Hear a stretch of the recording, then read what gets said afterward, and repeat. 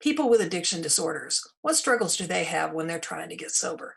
If you think about somebody who's been drinking and drugging for so many years, and they've developed a social network around that substance and that lifestyle, and then they decide to make a change and get sober, well, they end up pretty much isolated. And we know that isolation isn't always a good thing. Um, so there they are deciding to get sober, but they don't have any support. If they do, maybe they have some support from their family. If their family hasn't already cut them off and ostracized them. So yeah, people often end up alone, and the number one thing they need is support. If a person can be a part of a community that is willing to um, support them as they get sober and help hold them accountable to their goals. I think really it comes down to, so the person getting sober sets their own goals and objectives, things they want to accomplish, and then they let their community know, and their community supports them and holds them accountable to those responsibilities. So how motivated is this person to change? What's motivating them to change? And often it's something or somebody else, like the legal system, mom, dad, their wife. How can we talk to a family member or a friend that has a substance abuse issue? One of the things that we like to teach families is a communication strategy on how to communicate with their loved ones. So if somebody's using or comes home intoxicated, just communicating to them that, you know what, I'm not okay. I'm upset when you come home drunk, like, period. Like, I feel this way when you do this.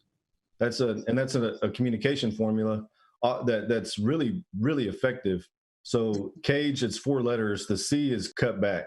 Like, so the first question is, well, hey, Steve, do you ever feel like you need to cut back? And if he's like, yeah, then that's a sign that he might have a problem. And the second question is the A. Do you ever get annoyed or irritated when people ask you about your substance use? He's like, yeah, man, when my mom, she's asking me if I'm high or not when I come home, it bothers me. So and the G is guilty. So do you feel guilty about your substance use? And the E is eye opener. Do you ever wake up first thing in the morning and have a drink?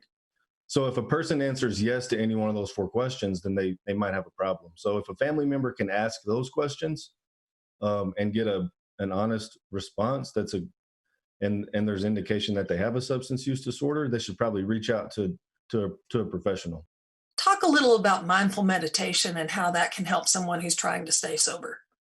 What mindfulness meditation does is it stops us from getting lost in our own thoughts and chasing squirrels, or obsessing about things that we don't want to be thinking about, but we keep thinking about. So the best way to do it is to focus on the breath, because the breath is the one thing that we're doing all the time.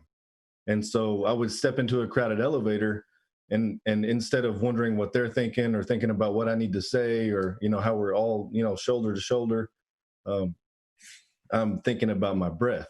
I'm thinking inhale, exhale, inhale, exhale, and then my mind will wander off and start chasing something, and I'll have to bring it back.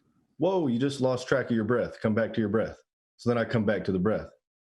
Inhale, exhale. And I do that for 10 to 15 minutes a day. And it's amazing how much space that creates in my mind, and how less prone I am to obsess about things. And so I have a lot more peace and a lot less anxiety.